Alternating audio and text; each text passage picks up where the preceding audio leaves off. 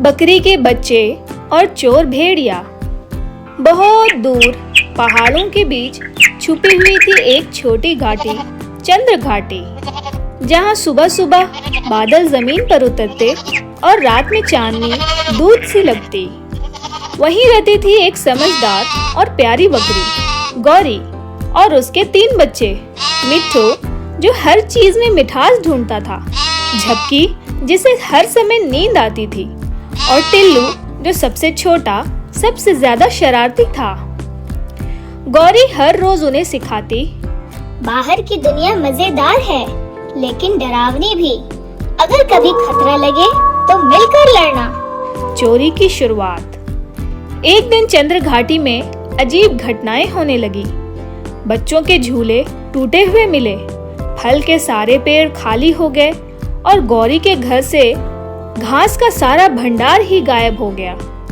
गौरी को शक हुआ, ये काम किसी जानवर का नहीं, ये किसी चालाक चोर का काम है। रहस्यमयी पंजों के निशान। मीठू ने पहली बार गंभीर होकर कहा, माँ, ये देखो, मिट्टी में पंजों के निशान हैं। गौरी की आंखें चौड़ी हो गईं।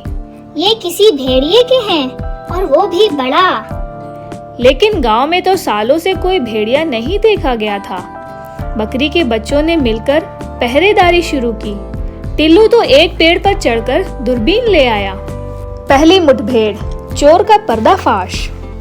रात को जब सब सो रहे थे, टिल्लू की आंख खुली। उसने देखा कि एक लंबा दुबला सा भेड़िया खिड़की से झांक रहा है। भेड़िया धीरे से अंदर आया, लेकिन जैसे ही उसने टोकरी उठाई, सब बच्चे एक साथ बोले, भेड़िया चौंका और भागा, लेकिन मीठू ने रस्सी फेंककर उसके पैर बांध दिए। भेड़िया गिरा और जमीन पर धड़ाम से।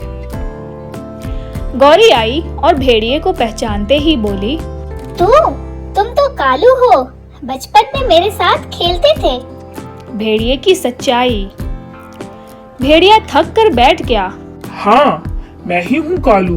बचपन में मैं और तुम साथ खेलते थे, लेकिन एक दिन मेरा परिवार मुझसे बिछड़ गया। इंसानों ने मेरा जंगल छीन लिया। तब से मैं चोरी कर रहा हूँ, बस पेट भरने के लिए। मीठू की आंखों में आंसू थे। झपकी की नींद उड़ गई। टिल्लू भी चुप था। गौरी बोली, तू भूखा था, चोर नहीं। चल, एक शर्त पर माफ करती हूँ, बच्चों को कुछ सिखाएगा और उनके साथ खेलेगा भी। चोर से चहेता बना कालू। अब कालू भेड़िया हर सुबह बच्चों को पेड़ पर चढ़ना, घास छाटना, शरारत करना सिखाता। मीठू ने उसे कालू दादा कहना शुरू कर दिया, जबकि उसके पेट पर सोता और खर्राटे मारता। टिल्लू तो उसके साथ रेस लगाता। गांव वाले पहले डरे, लेकिन जब देखा कि कालू तो बच्चों को स्कूल छोड़ने जाता है, सबका दिल पिघल गया। खतरे की घड़ी। एक दिन गांव के पास इंसानों की गाड़ी आई। उन्होंने कहा, हम इस घाटी में रिजॉर्ट बनाएंगे, जानवरों को हटाओ। गांव में डर फैल गया। गौरी बोली, हम जंगल नहीं छोड़ेंगे। कालू ने गांव वालों को इकट्ठा किया और इंसानों के सामने एक शानदार योजना पेश की। हम जानवरों की रंग बिरंगी होशियारी और जंगल की सुंदरता दिखाएंगे। यह रिजॉर्ट नहीं, नेचर पार्क बनेगा, जानवरों के साथ। इंसान मान गए। चंद्र घाटी अब नेचर लर्निंग स्कूल बन गया।